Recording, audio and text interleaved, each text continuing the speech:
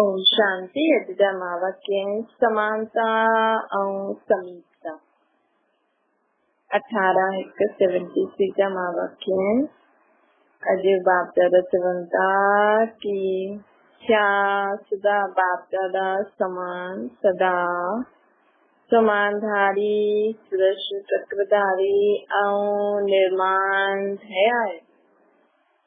क्या बाप दादा समानधारी स्वदर्शन चक्रधारी और निर्माण है। बाबा प्रश्न पूछो जित्र जित्र इन विशेष धारणा में समान ठंडा वेंदा उतरो ही समय के साथ समीप लाइंदा भाई दुनिया एडी दुखी आ माण्हू अञा सोचनि था अञा कलयुग ॿियो पियो आहे लेकिन कलयुग त हाणे खत्म थियण वारो आहे लेकिन खत्म छो थो थिए छोजी असां अञा ताईं सदा समानधारी स्वदर्शन चक्रधारी निर्माण न ठहिया आहिनि छोजी असां ये खत्म थींदो त ॿी दुनिया में असांखे ई पाठ वॼाइनि उहा आत्मायूं राज्य करण लाइ तयार त हुजनि अर्थात आत्मा में एतिरी शक्ति हुजे न ताकि हुन दुनिया में कोई विकार न अची सघे वापसि त बाबा असां आत्माउनि खे निमित ठाहे करे हिन दुनिया में विहारे वेंदा जीअं माण्हू कोई पीउ या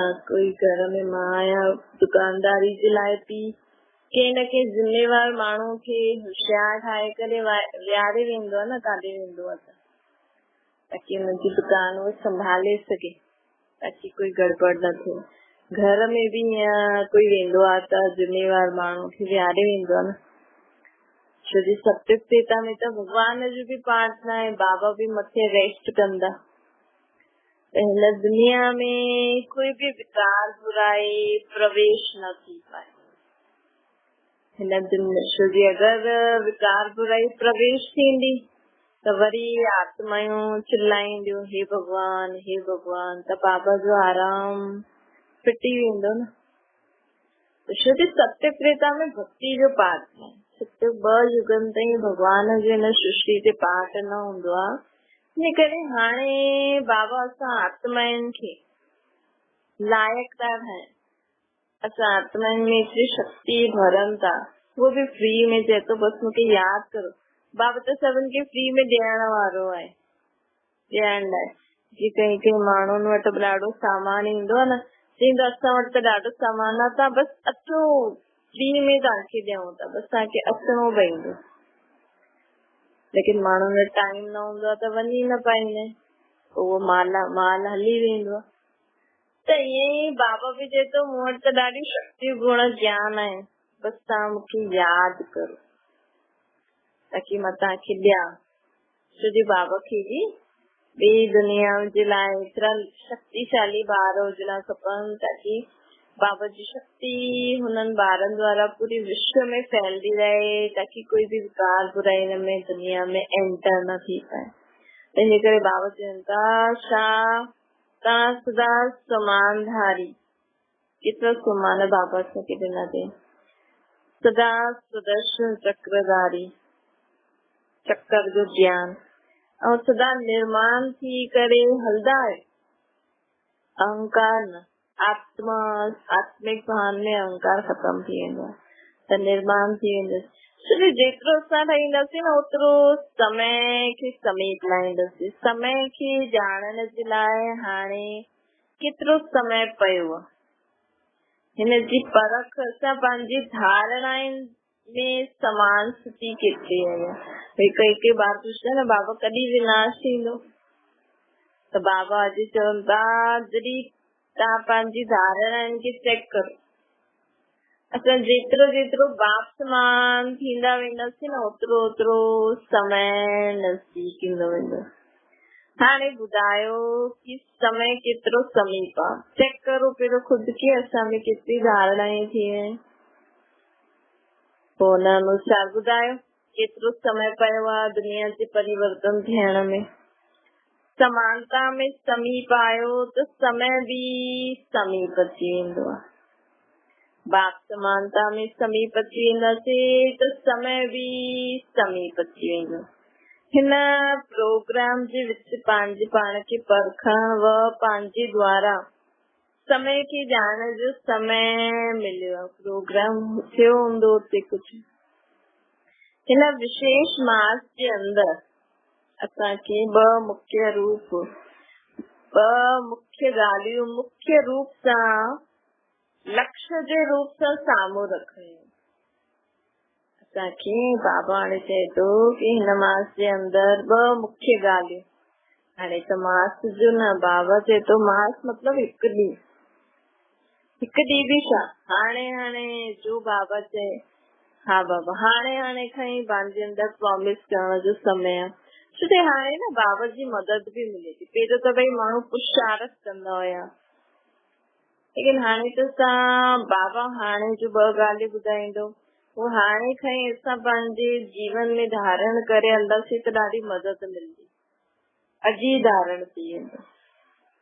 त बाबा चए थो उन समय बाबा समय हुयो त विशेष हिन मास जे अंदर ॿ मुख्य ॻाल्हियूं मुख्य रूप सां लक्ष्य जे रूप में साम्हूं रखणियूं आहिनि। हू कहिड़ी आहे? हिकु त लव, ॿियो आहे लवली। हिकु त लव, ॿियो आहे लवली। ये ॿ ॻाल्हियूं असांखे धारण करणियूं। कर्म कंदे वाणी मुख सां ॻाल्हाइण, संबंध संपर्क में अचण जे समय लव, हुन समय सभिनि सां आत्मिक प्रेम सां संबंध में अचो। कर्म भी प्रेम सां करो, वाणी भी मिठी ॻाल्हायो, ऐं स्मृति व स्तुति में सदा लवलीन रहणो। असांजे स्मृति में ऐं स्तुति में अर्थात लवलीन अर्थात सदा बाप जी याद में रहणो। जो जेतिरो लवली हूंदो न उहो ओतिरो ई लवलीन भी रही सघंदो। जो जेतिरो लवली हूंदो, लवली अर्थात मिठो, ओतिरो बाबा जी याद में भी रहंदो। छोकी मिठी रीति रहंदो त कंहिंसां अनबन थींदी ई न। प्यार सां कमु कंदो त कुझु बोझ लॻंदो ई न, त बाबा जी याद सहज अची वेंदी। बाबा जी याद सहज असांखे सदा अचे, हिन जे लाइ सदा असांखे लव में रहणो। किसां बि घृणा नफ़रत तुंहिंजी मुंहिंजी न में न अचणो। त असांखे बाबा जी यादि सहज ईंदी। छोकी बाबा खे अहिड़ा ॿार वणंदा आहिनि। बाबा जी हाणे कल्ह परीहं 2 मुरलियूं बि न, मोस्ट लवली ठहिणो। वो ओतिरो ई लवलीन भी रही सघंदा है। हिन लवलीन स्थिति जो मनुष्य आत्माउनि को लीन अवस्था चई छॾी आहे कि आत्मा परमात्मा में लीन थी वई। लीन न, लवलीन स्थिति जो चई छॾियो। बाप में लव खत्म करे सिर्फ लीन शब्द खे पकड़े छॾियो। तंहिंजे करे माण्हू भी ब्रह्म तत्व में लीन थियण चाहींदो, भगवान में लीन थियण चाहींदो, लेकिन जेसिताईं संबंध जोड़दो, जेसिताईं प्यार न उत्पन्न थींदो, जेसिताईं लव न हूंदो। लव कॾहिं हूंदो जॾहिं संबंध जोड़दो। त पहिरियों संबंध कि वो मुंहिंजो पीउ आहे, वो प्यार उत्पन्न थियणो खपे। जॾहिं असां बाबा जे बारे में ॼाणदा आहियूं न, बाबा कीअं तुंहिंजी मदद कंदो आहे, त वो प्यार उत्पन्न थींदो। वो लीन अवस्था अर्थात सदा ई बाबा सां गॾु उथूं था, वेहूं था, खाऊं था, पीऊं था। और माण्हू लव खे हटाए करे लीन शब्द के आवे आत्मा परमात्मा में लीन थी वई। त हिन मास जे अंदर हिन ॿिन्ही ही मुख्य विशेषताउनि खे धारण करे बाप दादा समान ठहिणो आहे। बाप दादा जी मुख्य विशेषताऊं जंहिंसां कि तव्हां सभिनि खे विशेष ठाहियो, सब कुछ भुलायो, देही अभिमानी ठाहियो। वो कहिड़ी बाबा जी विशेषता आहे जंहिंजे करे असां बाबा खे रोज यादि कंदा आहियूं, बाबा जी मुरली भी ॿुधदा आहियूं। छोकी बाबा असांखे कॾहिं डांटदो मारदो न आहे। असांजी ग़लती हूंदी हुए भी असां बाबा खे हिकु बार सॉरी चऊं त बि बाबा असांखे एॾो सुठो अनुभव कराईंदो, एॾो प्यार कंदो न। प्यार मतलब बाबा प्यार कीअं कंदो आहे कि बाबा खे असां यादि कंदा आहियूं त असांखे सुख शांति ख़ुशी मदद जी अनुभूति थींदी आहे।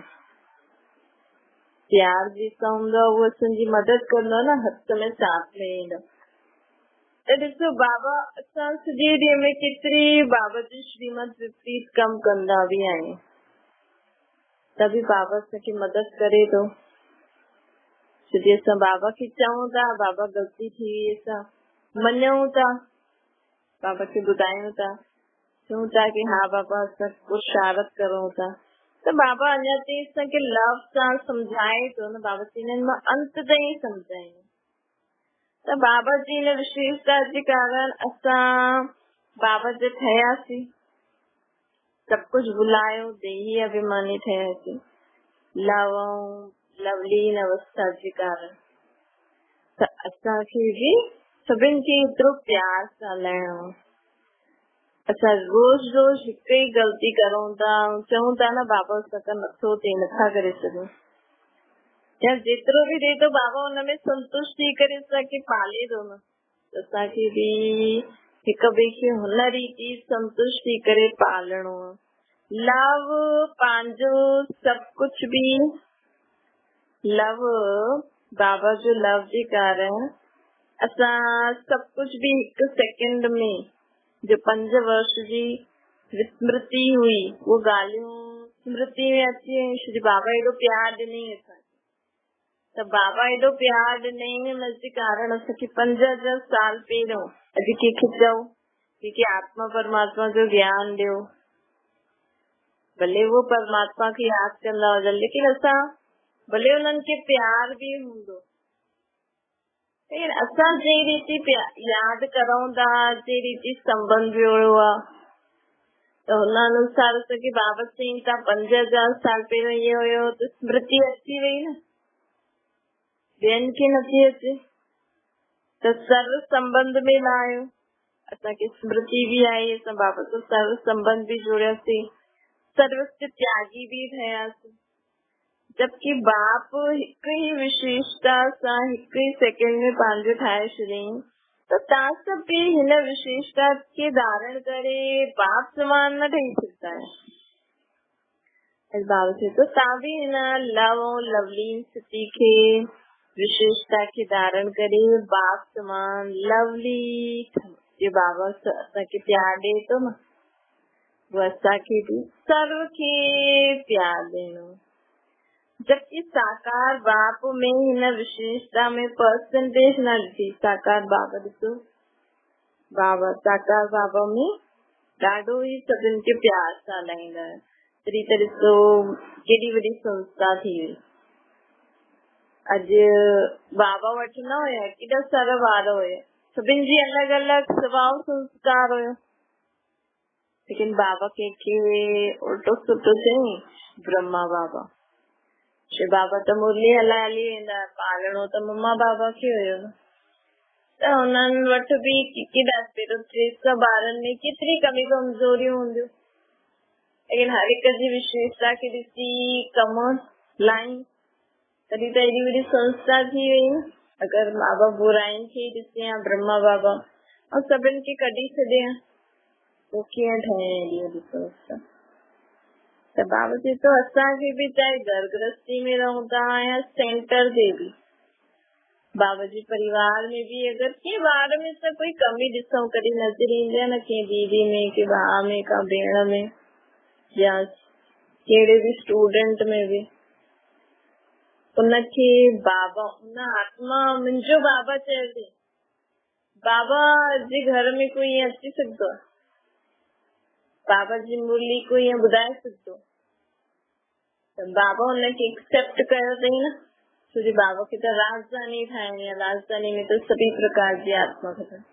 त बाबा हुनखे एक्सेप्ट करे हुन राजधानी में उहो कम ॾियण चाहे थो, त तव्हां छो विघ्न था विझो? हिन दुनिया में भी, घर गृहस्थी में भी, तव्हांजे संबंधनि में भी कोई भी आत्मा कहिड़ी भी आहे, कुछ तो पाठ हो जाए थी, कुछ तो विशेषता हूंदी। तो जॾहिं उहा आत्मा परमात्मा जो भाव, हुनखे भॻवान एॾो वॾो, हुनखे जो बि ॾिनो अथई सभु कुझु हुनजी सुठी विशेषताऊं, हुन सां असांखे कम में लाइणो न, त कचिरे खे छो ॾिसूं? तंहिं करे असांखे सदा बाप समान सभिनि खे लव ॾियणो। साकार बाबा में ॾिठो न, हिन विशेषताउनि में परसेंटेज न हुई, परफेक्ट ई ॾिठो। त असां विशेष आत्माउनि खे बाप समान ठही हुई, आत्माउनि खे बि परफेक्ट थियणो आहे बाबा चए थो। हाणे सभिनि खे आत्मिक प्यार ॾेई पालणो आहे। जे बाबा सभिनि खे पाले करे एॾी वॾी संस्था ठाती रही त असांखे बि सभिनि खे प्यार सां पालणो आहे। हिन मुख्य विशेषता में परसेंटेज न हुजणी खपे। लव ऐं लवलीन में बाबा चए थो परफेक्ट हुजणो खपे। छो जी हिन द्वारा ही सर्व आत्माउनि जे भाग्य व लक खे असां जगाए सघंदा आहियूं। हिन लव ऐं लवलीन ॿ विशेषताएं जीवन में धारण हूंदी त असां कहिड़ी बि आत्मा जो भाग्य जगाए सघंदा आहियूं। हिकु त आत्मिक प्यार ॾींदासीं, लवलीन स्थिति बाबा जी यादि हूंदी त साम्हूं वारी आत्मा खे तीर लॻंदो, हुनजो भाग्य जगी वेंदो। ऐं असां ग्रहण नफ़रत जी मुंहिंजी कंदासीं, कोई ॻाल्हि मन में हूंदी, अपसेट हूंदासीं, कोई आत्मा असां खां बाबा जो ज्ञान असां हुन जी ॻाल्हि में हूंदासीं, असां लव सां न ॻाल्हाईंदासीं त हुनजो भाग्य ते लकीर लॻी वेंदी न। ॾिसो बाबा असांखे केॾी वॾी ड्यूटी ॾिनी अथई। त बाबा चवनि था कि सर्व आत्माउनि जे भाग्य ऐं लक खे जगाइण जो साधन कहिड़ो आहे? लव। लक जो लॉक, लक जे लॉक जी चाबी कहिड़ी आहे? लव। कंहिंजो बि लक जगाइण जो चाबी कहिड़ी आहे? लव। लव ही लॉक जी की आहे। लक जो लॉक आहे न, उनजी की कहिड़ी आहे? लव। ये मास्टर की आहे। कहिड़े बि दुर्भाग्यशाली खे असां भाग्यशाली ठाहे सघंदा आहियूं। कहिड़े बि दुर्भाग्यशाली खे असां भाग्यशाली ठाहे सघंदा आहियूं। छा हिनजे स्वयं अनुभवी आहियो? बाबा सां प्रश्न पुछो। छा असां हिनजा अनुभवी आहियूं? जेतिरो जेतिरो बाप दादा सां लव जुड़ंदो ओतिरो ई बुद्धि जो तालो खुलंदो वेंदो आहे। लव कम त लक बि कम। त सर्व आत्माउनि जे लक खे लॉक खोलण जी चाबी तव्हां वटि आहे? लव आहे? एतिरो लव आहे कि सभिनि जी ग़लतियुनि खे, कमी कमज़ोरियुनि खे भुलिजी सघूं। त ओतिरो लव हुजणो खपे कि असां त बि हुननि कोई सुंजगलानी करे त बि असां हुननि सां लव सां ॻाल्हायूं। काथे हिन लक जी चाबी खे खोए त न ॾींदा आहियो? मतलब तेरी मेरी में लव खत्म त न थी वेंदो, या माया भिन्न भिन्न रूप व रंगनि सां हिन चाबी खे चुराए त न वठंदी आहे? माया जी बि नज़र हिन चाबी ते आहे। सभिनि सां लव सां हलंदा आहियूं न, त कई माण्हू सोचंदा आहिनि, चवंदा आहिनि केॾो प्यार सां थी हले, केॾो। त कई माण्हू हूंदा आहिनि अहिड़ा जो चाहींदा आहिनि कि हिनखे गुस्सो ॾियारूं, चिड़ायूं। दुनिया में अहिड़ा माण्हू हूंदा आहिनि न, कंहिं सां त प्यार सां हलंदा न सुठी रीति, सभु माण्हू ख़ुशि न थींदा आहिनि। तव्हांजी तारीफ़ करे त माण्हू ख़ुशि न थींदा आहिनि, जेका न थींदा आहिनि वो सोचदा आहिनि हिनखे कंहिं न कंहिं रीति डिस्टर्ब था करो, ताकि क्रोध करे, ताकि हिनजी माण्हू पतो त लॻे माण्हुनि खे कि कहिड़ी आहे। त बाबा चए थो माया जी नज़र बि हिन चाबी ते आहे। हिन करे हिन चाबी खे सदा कायम रखो। हिन चाबी खे कायम रखण लाइ कहिड़ो तप करणो पवंदो कि सभी आत्माऊं बाबा जी संतान आहियूं। लव अनेक वस्तुअनि में हूंदो आहे न। यदि कोई भी वस्तु में लव आहे त बाप जे लव में परसेंटेज थी वेंदी। पंहिंजी देह में, पंहिंजी कोई भी वस्तु में यदि पंहिंजोपन आहे त समझो कि लव में परसेंटेज आहे। पंहिंजेपन खे मिटाइण ही बाप जी समानता खे लाइण। पंहिंजोपन खे मिटाए छॾींदासीं न, मुंहिंजी न देह आहे, न देह जो संबंध पदार्थ वस्तु आहे, कुछ भी न आहे, सभु बाबा जो। असां बाप तमाम थींदा वेंदासीं। जिते पंहिंजोपन हूंदो न उते बाबा सां थोड़ी दूरी थी वेंदी आहे।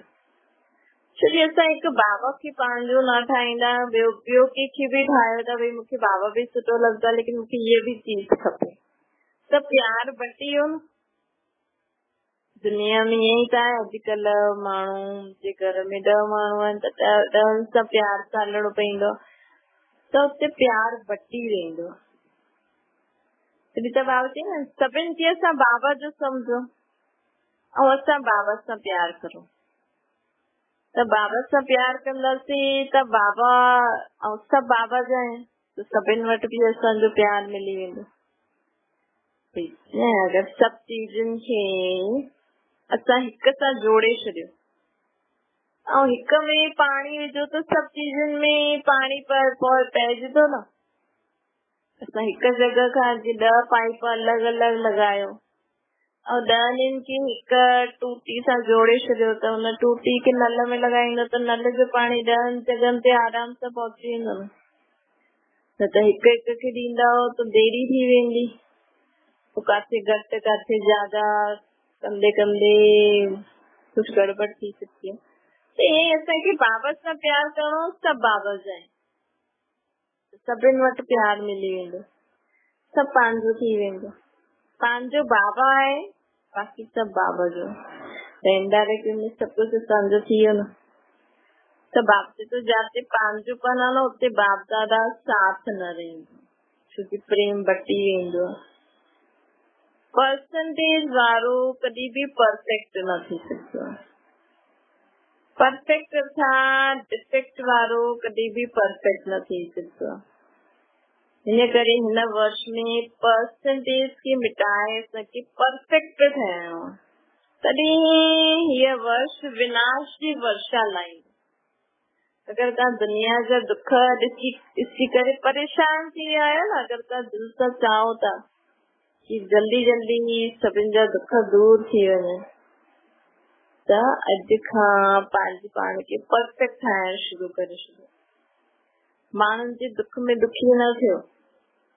असां जेतिरी जल्दी तैयार थींदासीं न, ओतिरी जल्दी विनाश जी वर्षा थींदी। माण्हुनि जी ॻाल्हियूं दुख त अञा अति थियणो, लेकिन अति जो अंत कॾहिं थींदो, जॾहिं असां सभु परफेक्ट थी वेंदासीं। त बाबा चए थो हिन वर्ष परफेक्ट मिटाए करे, सॉरी परसेंटेज की मिटाए करे परफेक्ट ठहो। ये वर्ष जो समय ॾियनि था, जो कि पोइ ये उल्हाना न ॾियो कि असांखे त पतो ई न हुयो। हिक वर्ष अनेक वर्ष जी श्रेष्ठ प्रारब्ध ठाहिण जे निमित्त आहे।